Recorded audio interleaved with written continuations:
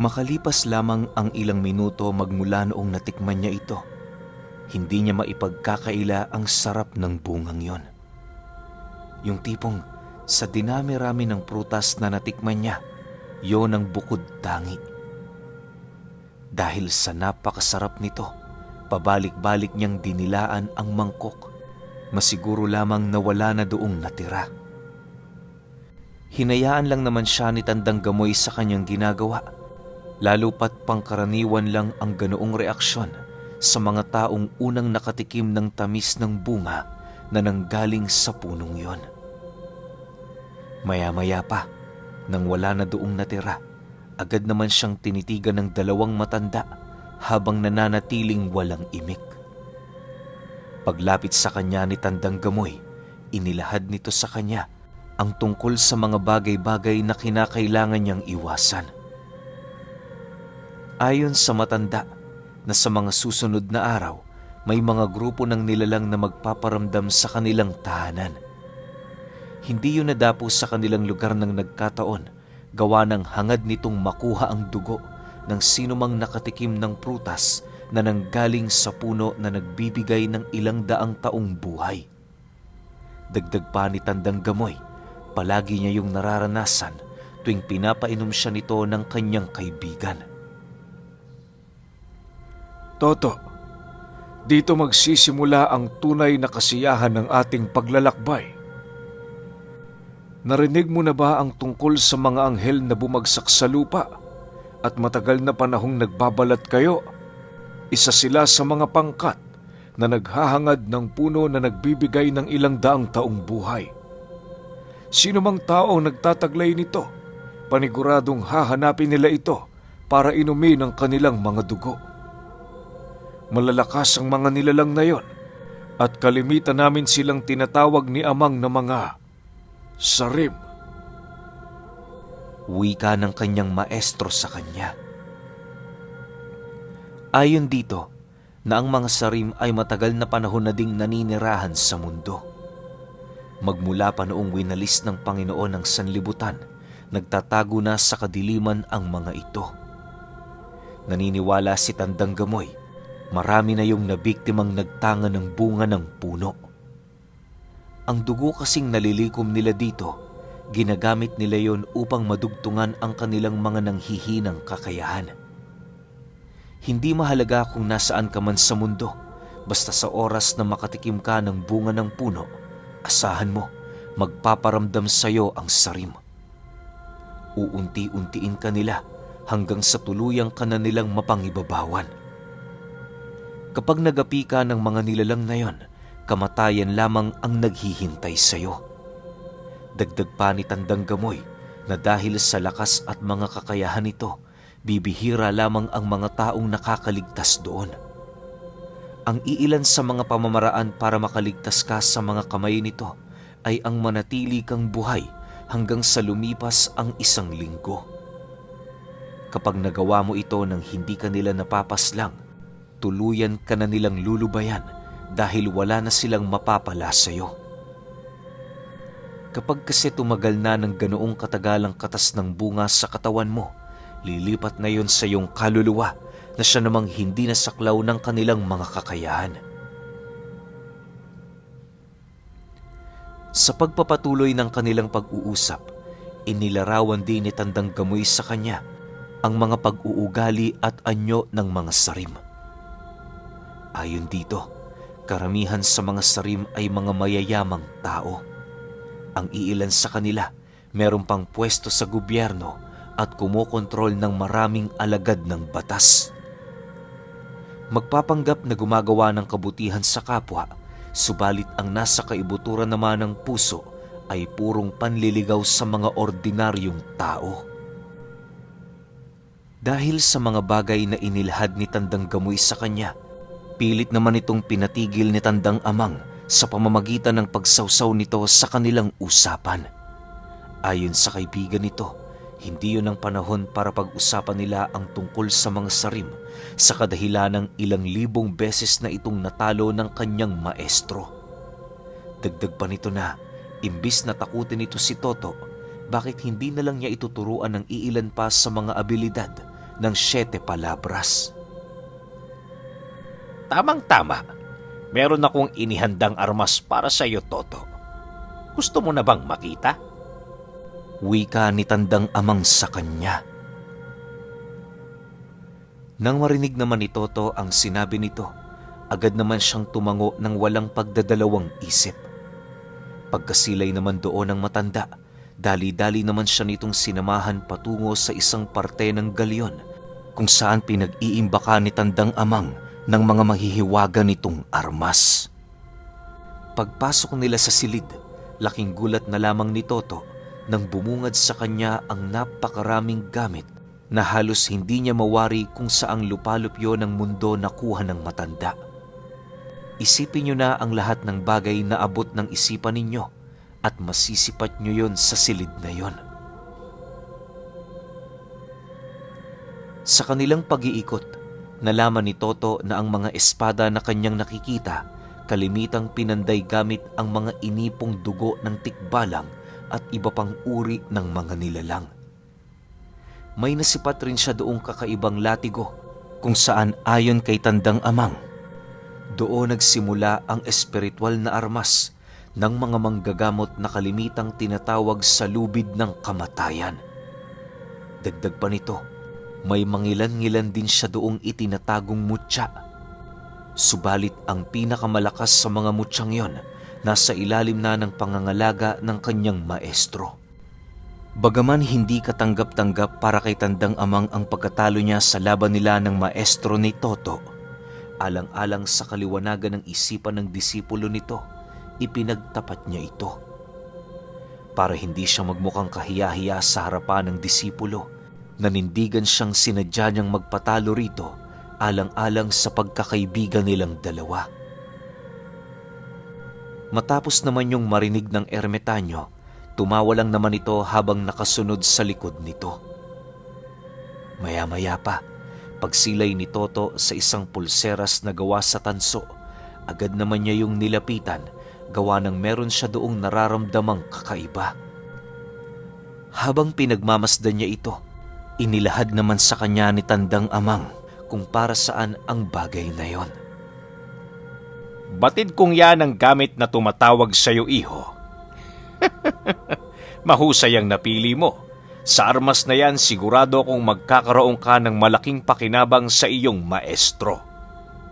Wika ni Tandang Amang habang kinukuha ang pulseras niyang pinagkakainteresan. Pagkabigay ng matanda nito kay Toto, mariin naman itong inihabilin sa kanya na kapag sinuot na niya ang bagay na yon, huwag niya na yung huhubarin pa. Sa bawat pagkalas ng pulseras sa kanyang katawan, nababawasan din ang bisa nito hanggang sa hindi maglaon, tuluyan na yung magiging isang pangkaraniwang gamit. Matapos naman itong marinig ni Toto, agad naman niya yung inilagay sa kanyang binti nang sa gayoy masigurong walang makakaagaw nito sa kanya. Pagkaraan pa ng ilang araw, umalis na nga si Tandang Amang sa kanilang lugar.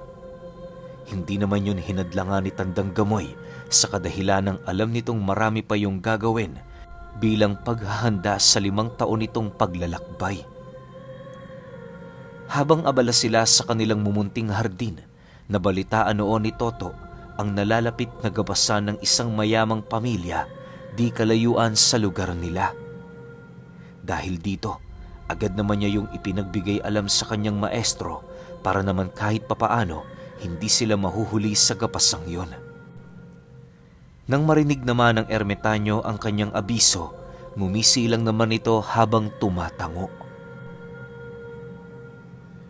Kinagabihan noong araw na yon, habang nagpapatalas ng mga panggapas itong si Toto, nasipat naman niya ang kanyang maestro na lumabas sa kanilang kubo, bitbit ang 2 kape nitong tinimpla. Pagkababa nito ng hawak nitong kape sa mesa, agad naman yung bumalik sa loob para kumuha ng maliit na gasera.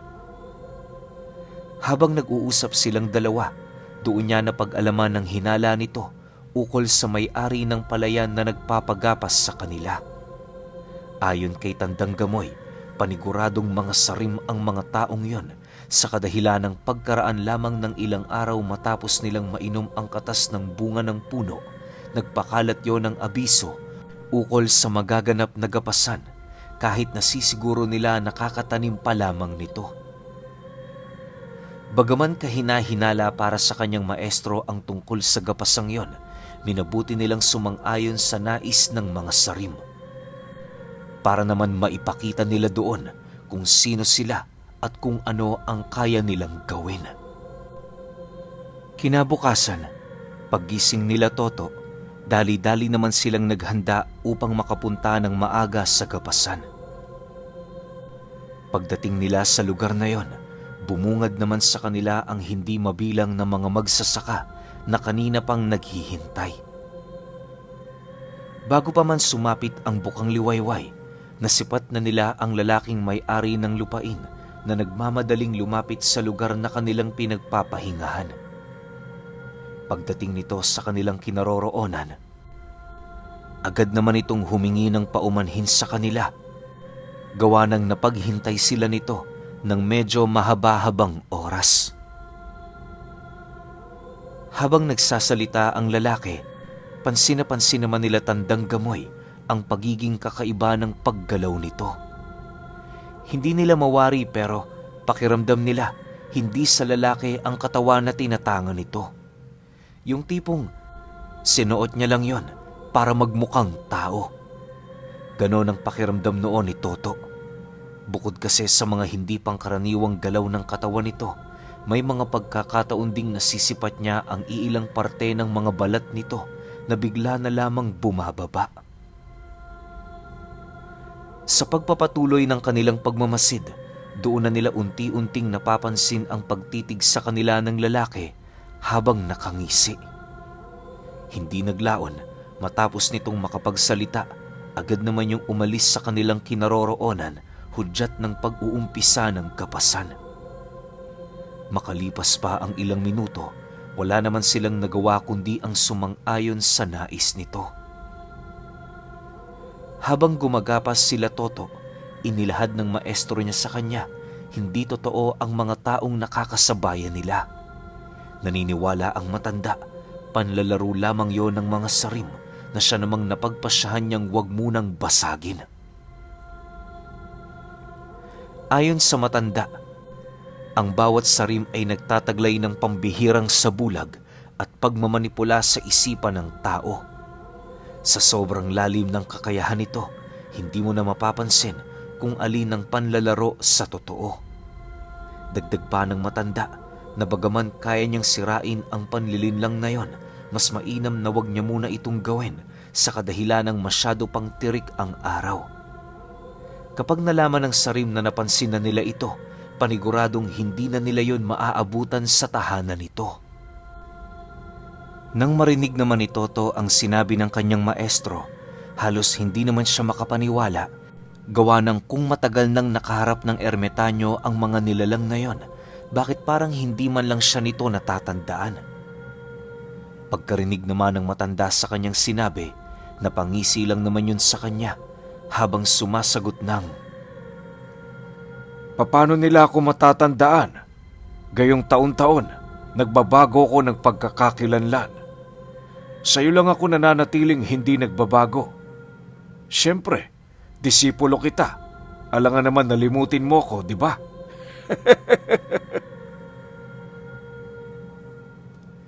Nang marinig naman ni Toto ang sinabi nito, napangiti lang naman siya habang tumatango. Makalipas pa ang ilang minuto nilang pag-uusap, nagpatuloy ang kanilang trabaho hanggang sumapit ang hapon. Kinahapunan habang naghihintay sila ng kanilang sweldo, napapansin naman nila ang iilang mga magsasaka na animoy uuwi na. Medyo nagtataka na siya noon sa kadahilanang alam niya sa kanyang sarili na hindi pa yon nagbibigyan ng sahod sa trabaho nito buong maghapon. Sa pagtalikod ng araw sa kalupaan, paisa-isa namang naglalaho sa kanilang tabi ang mga magsasaka at kasabay nito ang pagiging tuyot ng mga palay na kanilang ginapas. Hindi naglaon, bigla namang nagkaroon ng mga bitak ang lupa at kasabay nito ang pagkakaroon ng pulang liwanag sa loob ng bahay ng taong nagpagapas sa kanila. Dahil sa pangyayaring yon, agad naman siyang inabisuhan ng kanyang maestro na sumunod sa likod nito. Sa pagdating nila sa harapan ng bahay na yon, agad naman nilang nasilayan ang isang makisig na lalaki na merong pakpak na animoy maihahalin tulad mo sa pakpak ng isang uwak. Nanlilisik din ang mapupulang mata nito at meron yung itim na balahibo sa kanyang buong katawan.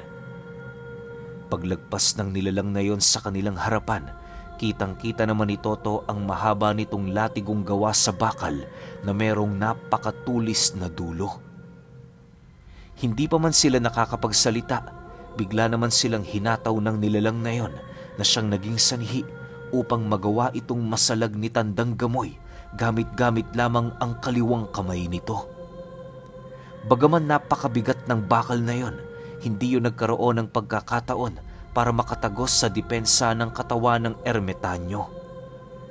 Dahil dito, agad naman yung binawi ng sarim sabay sugod sa kanilang kinaroroonan. Paglapit nito sa kinaroroonan ng matanda, puwersahan naman niya yung dinarag papalayo, subalit kahit anong gawin niya, hindi man lang niya yung magawang mahawakan. Gayunpaman, dahil sa puwersang kanyang ipinamalas, nagawa niya pa ring mailayo kay Toto si Tandang Gamoy.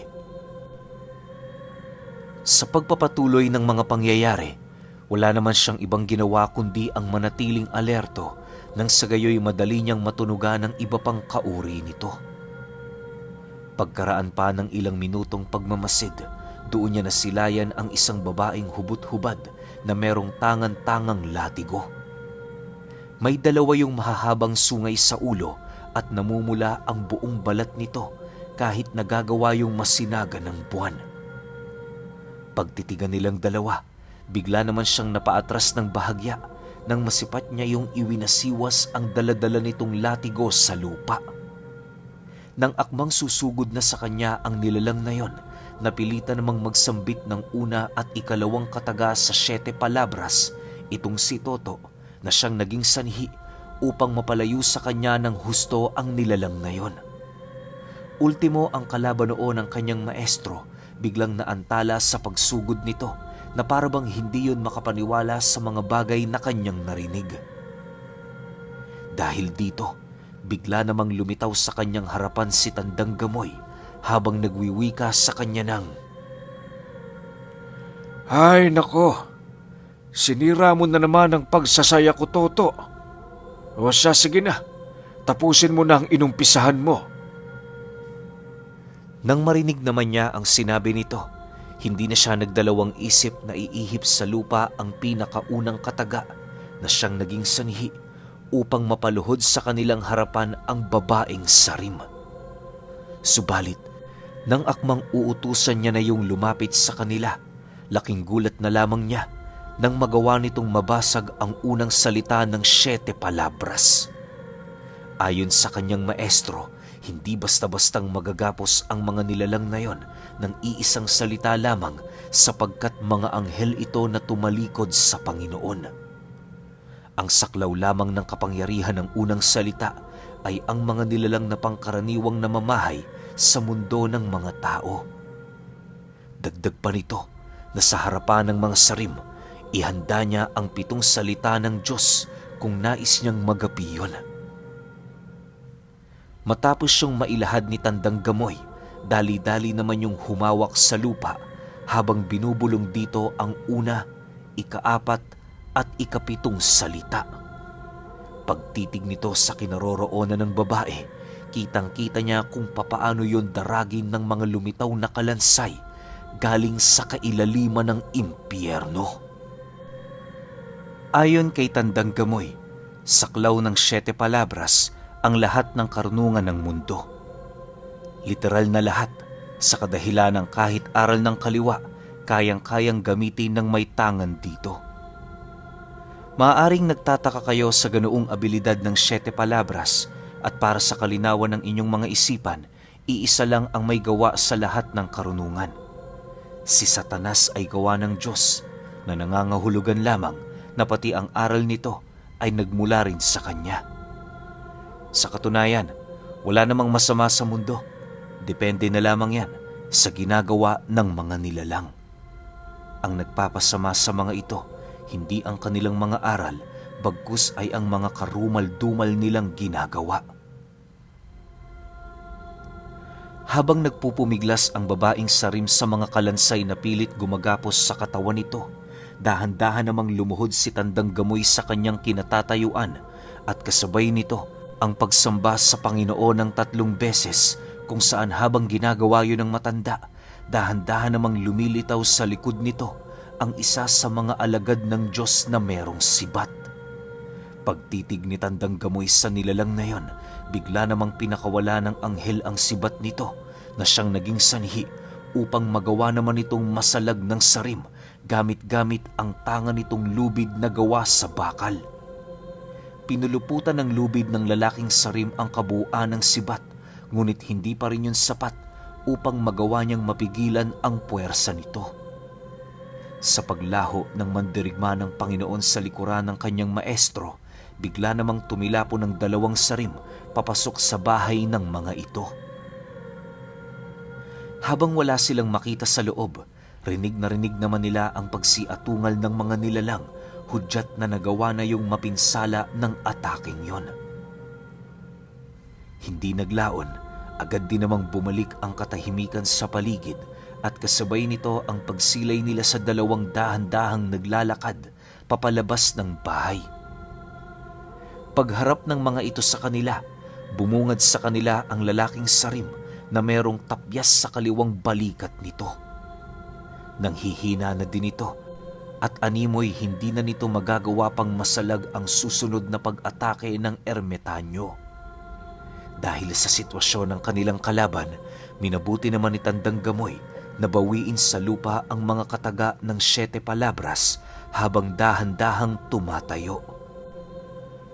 Pagharap nito sa kinaroroonan ng mga nilalang, mahinahon naman yung nagwika doon ng, "Siguro naman sapat na ito para tigilan nyo kami. Bumalik kayo sa inyong pugad. Ilahad nyo ang tungkol sa mga nangyari. Sabihin nyo sa inyong pinuno, hangad ko siyang makalaban. Subukan natin kung sino ang magwawagi, 7 palabras o ang karunungan ni Satanas."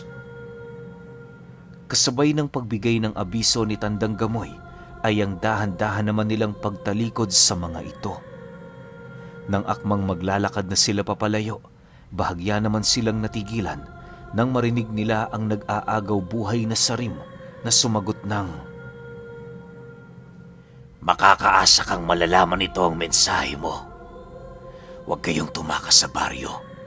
Babalik kami dito pagkaraan ng ilang araw. Maging ako man, hangad kong masilayan ang magiging bunga ng inyong paglalaban."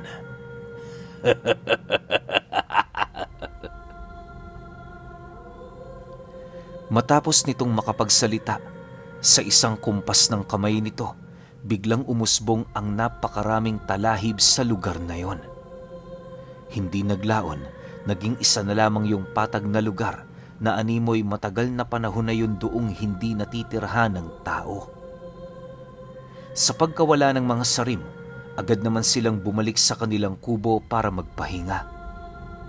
Habang binabagtas nila ang daan, hindi maiwasang mag-alala ni Toto ukol sa naging babala ng nakalaban nila.